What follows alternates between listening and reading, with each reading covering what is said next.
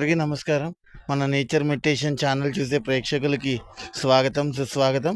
ఈరోజు మనం శీల గ్రామంలో ఉన్నాము. రోహిణి నక్షత్రం 4వ పాదం అండి. ఈ శీల గ్రామంలో ఉన్న శివాలయం ఏంటంటే పార్వతీ సమేత రామలింగేశ్వర స్వామి వారి దేవస్థానం అన్నమాట. మరి ఈ గుడిని చూపించే ప్రయత్నం చేస్తుంది మన NMC channel. Stay tune. Thank you. Bhimakanda శైవక్షేత్ర ధ్యాన మహాయజ్ఞంలో భాగంగా ద్రాక్షారామం చుట్టూ ఉన్న 108 నక్షత్రపాద శివాలయ గ్రామాలలో పత్రిజీ దివ్య సంకల్పానుసారంగా 108 పబ్లిక్ పిరమిడ్ ధ్యాన మందిరాలు రావాలని, ప్రతి మనిషి ప్రతి కుటుంబం ఆరోగ్యంగా ఆనందంతో జీవించాలని ధ్యాన భీమఖండం.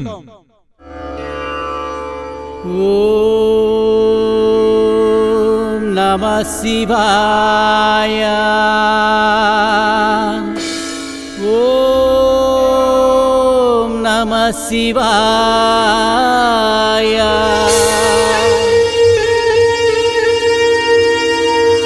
హర హర హర హర హర మహాదేవ శంభో శివ శంకర శంకర. శివ శివ శివ శివ శివ శివ శంభో శంకర శంభో శంకర.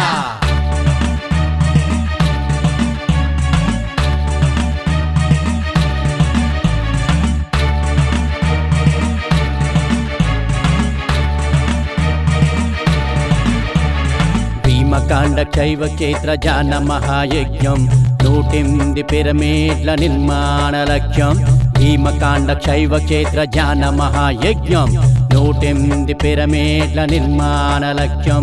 ప్రతి మనిషి హృదయంలో జ్ఞాన జ్యోతి వెలగాలి, మానవుడే మాధవుడుగా మార్పు చెందాలని. ప్రతి మనిషి హృదయంలో జ్ఞాన జ్యోతి వెలగాలి, మానవుడే మాధవుడుగా మార్పు చెందాలని. భీమ భీమ భీమ భీమకాండ. భీమకాండ శైవ క్షేత్ర ధ్యాన మహాయజ్ఞం 108 పిరమిడ్ల నిర్మాణ లక్ష్యం. భీమకాండ శైవ క్షేత్ర ధ్యాన మహాయజ్ఞం 108 పిరమిడ్ల నిర్మాణ లక్ష్యం. శంభో శంభో శివ శంకర. ధ్యానమే చేయరా, పరమాత్ముని సన్నిధినే చేరరా. హర హర హర హర.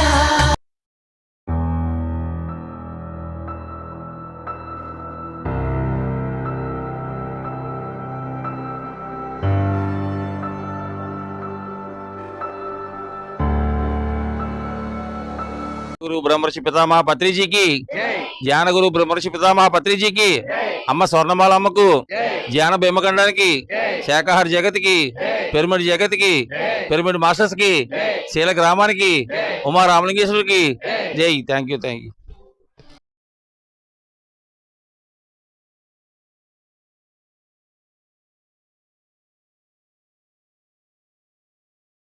జీవుడా, దేవుడా, బుద్ధ చెప్తాను. మీరు తల్లి గర్భంలో ప్రవేశించిన తర్వాత, తండ్రి శుక్రకణాల నుంచి తల్లి గర్భం దాల్చిన తర్వాత, తల్లి గర్భం దాల్చినప్పటికీ మీ రూపము, మానవుడి యొక్క రూపము ఒక పిండం మాత్రమే. ఆ పిండానికి 3వ నెలలోనో 4వ నెలలోనో 5వ నెలలోనో ఆ జీవి యొక్క కర్మను బట్టి జీవుడు ప్రవేశిస్తాడు. అదే ఆత్మ అంటాము.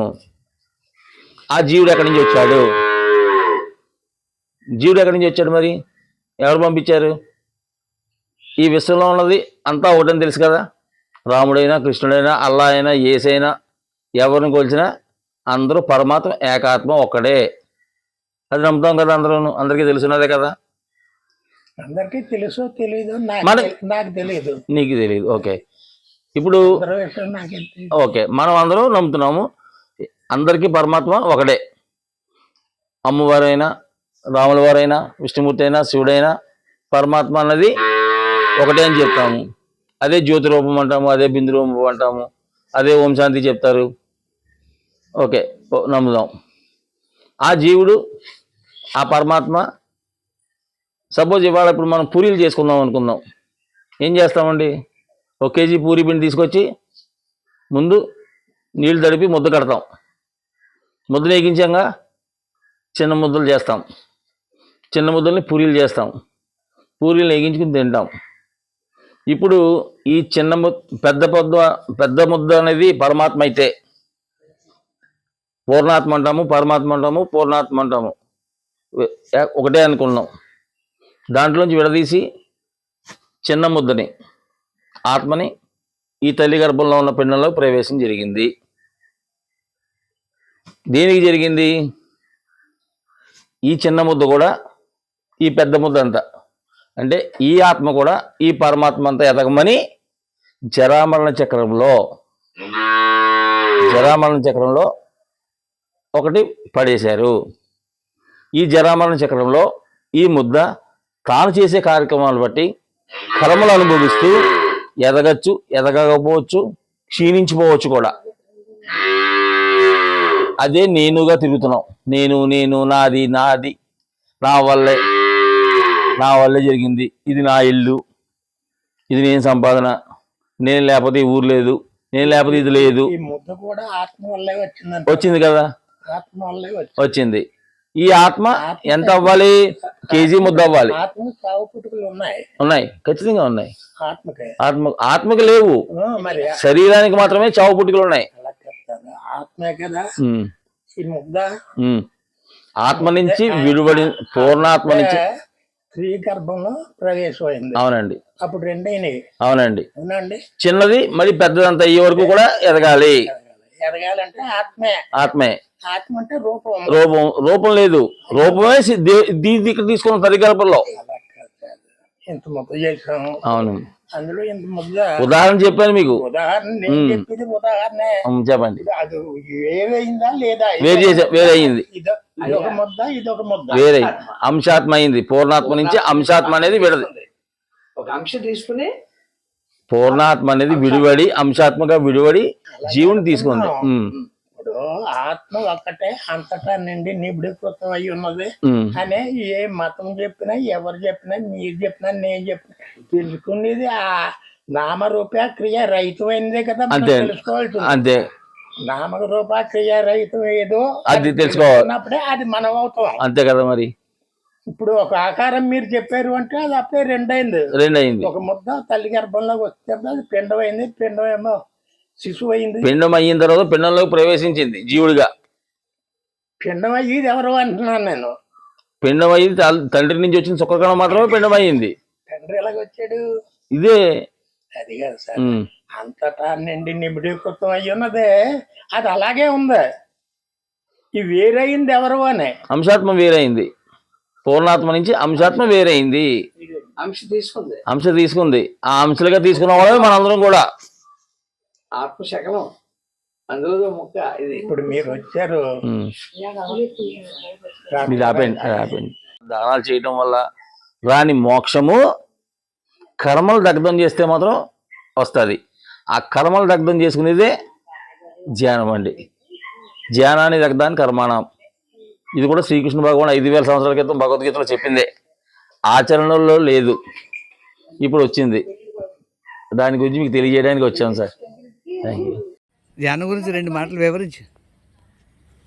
అలా పక్కకు పెట్టుకుని కాంప్లైంట్ వాళ్ళు పక్కకు పెట్టండమ్మా, పెట్టండి సార్. ఎంత అదృష్టం అండి ఈరోజు మీకు, మామూలుగా కదా. ఇంకా అండి 2 చేతులు పెట్టుకున్నారు కదా, కాలు 2 క్రాస్ పెట్టుకోండి, ఇలాగా 2 వేసుకుని. ఇప్పుడు మీరు కళ్ళు మూసుకోండి హాయిగా, ఎంత రిలాక్స్గానో. శ్వాసను గమనించండి. ముందు హాయిగా ముందుండి రిలాక్స్ అయ్యి ఇప్పుడు మనం శ్వాసను గమనించండి. మీకు ముక్కులోంచి గాలి వెళ్తుంది వస్తుంది, దాన్ని గమనించండి అంతే. బలవంతంగా పేర్చొద్దు, బలవంతంగా విడవద్దు. హాయిగా అలా ఎప్పుడు మీకు చెప్పేంత వరకు కళ్ళు తెరవద్దు. ఎప్పుడు రోజుకి ఎన్నిసార్లు చేయమంటావు, ఏ టైంలో చేయమంటావు? చెప్తానండి, అప్పటి వరకు కళ్ళు తెరకండి. హాయిగా మనం ఒక్క నిమిషం ధ్యానం చేసుకుందాము. ఇది ఎంత అదృష్టం. ఆటోలో ఉండి ధ్యానం చేసుకోవచ్చు, బస్సులో ఉండి ధ్యానం చేసుకోవచ్చు, ట్రైన్లో ఉండి ధ్యానం చేసుకోవచ్చు, ఎప్పుడు పడితే అప్పుడు చేసుకోవచ్చు, ఎక్కడ పడితే అక్కడ చేసుకోవచ్చు. ఎంత సులువైంది ఇచ్చారు మన సుభాష్ పత్రిజీ గారి, వారికి కృతజ్ఞతలు. ఈరోజు మీరు నన్ను ప్యాకేజ్ మరి ఏంటమ్మా అని అడిగారు. ఈరోజు మీకు ధ్యానం వచ్చిందంటే ధ్యానలక్ష్మి మీ దగ్గరికి వచ్చేసింది. మీరు ఇలాగ ఊరు తిరగ సంవత్సరాలు పెద్ద షాపే పెట్టుకుంటారు. మీరు ఎప్పుడైతే మీరు ధ్యాన సాధన ఇలాగ ఈ విధంగా చేసుకున్నారో ఎంత అద్భుతం. ఇది పొద్దునైనా చేయొచ్చు, మధ్యాహ్నం చేయొచ్చు, సాయంత్రం చేయొచ్చు, నైట్ అయినా చేయొచ్చు, ఎప్పుడు అయితే అప్పుడు చేయొచ్చు, ఎప్పుడు కావాలంటే అప్పుడు చేయొచ్చు. ఏ నామస్మరణ లేదు, ఏ దైవ నామస్మరణ లేదా? హాయిగా శ్వాస మీద చేసి పెట్టి మా శ్వాసనే గమనించండి. ఓకే చెప్పి వెళ్ళిపోతారు. శ్వాసను గమనించండి. నెంబర్స్ లెక్క పెడతాను, కళ్ళు తెరండి అని అప్పుడు తిరిగాను. లెక్క పెట్టి ఇంకా 5 4 3 2 1 0. కళ్ళు తెరవకుండా మీ చేతులు కళ్ళు పెట్టుకోండి. ఇప్పుడు చేతులను చూడండి, మీ అరిచేతులను చూడండి. ఒకసారి క్లాప్స్ కొట్టుకుందామండి. Very good.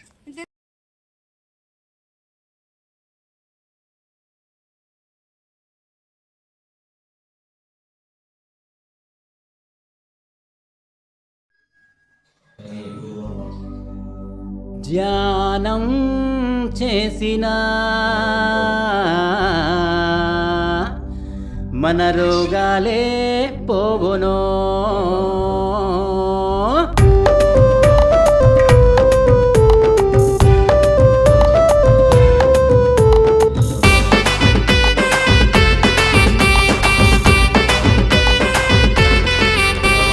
ధ్యానము చేసిన రోగాలే పోవును, ధ్యానము చేసిన అజ్ఞానాలే తొలుగును. ధ్యానము చేసిన రోగాలే పోవును, ధ్యానము చేసిన అజ్ఞానాలే తొలుగును.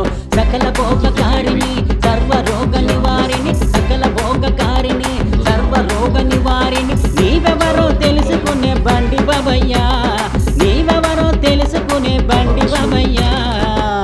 అందుకే యాత్రలెన్ని తిరిగినా ఫలితముండదు, ముక్కులోన కాలేని ముక్తికి దారయ్య. మనం యాత్రలెన్ని తిరిగినా ఫలితముండదు, ముక్కులోన కాలేని ముక్తికి దారయ్య. ధ్యానము చేసిన రోగాలే పోవును, ధ్యానము చేసిన అజ్ఞానాలే తొలుగును. ధ్యానము చేసిన రోగాలే పోవును, ధ్యానము చేసిన అజ్ఞానాలే తొలుగును.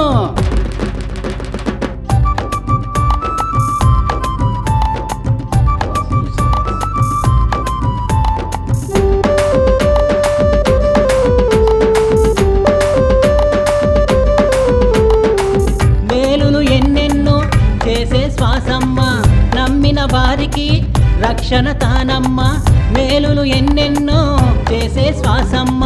నమ్మిన వారికి రక్షణ తానమ్మ, అపకారమే చేయదమ్మ ఉపకారమే చేస్తుంది, అపకారమే చేయదమ్మ ఉపకారమే చేస్తుంది.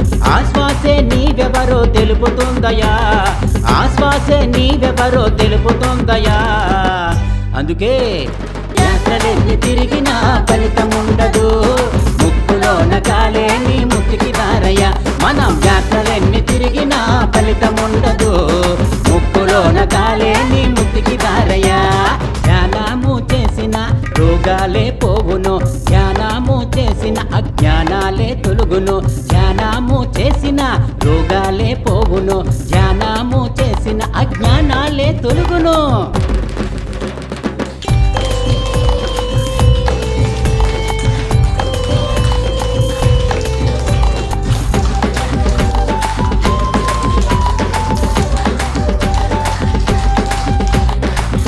ఆత్మను మించిన దేవుడు లేడమ్మా, శ్వాసను మించిన గురువే లేడయ్యా. ఆత్మను మించిన దేవుడు లేడమ్మా, శ్వాసను మించిన గురువే లేడయ్యా. ఇప్పుడే నీకనుకూల సమయంబు వచ్చినది.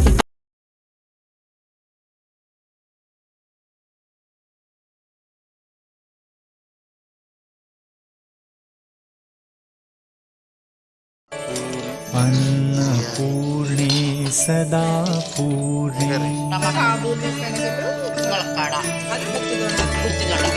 अन्नपूर्णे सदा पूर्णे शंकर प्राणवल्लभे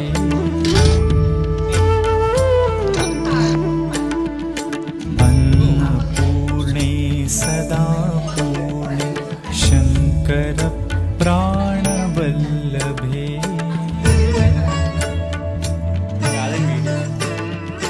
ज्ञानवैराग्यसिद्ध्यर्थं ज्ञानवैराग्यसिद्ध्यर्थं वैराग्यसिद्ध्यर्थं भिक्षां देहि च पार्वती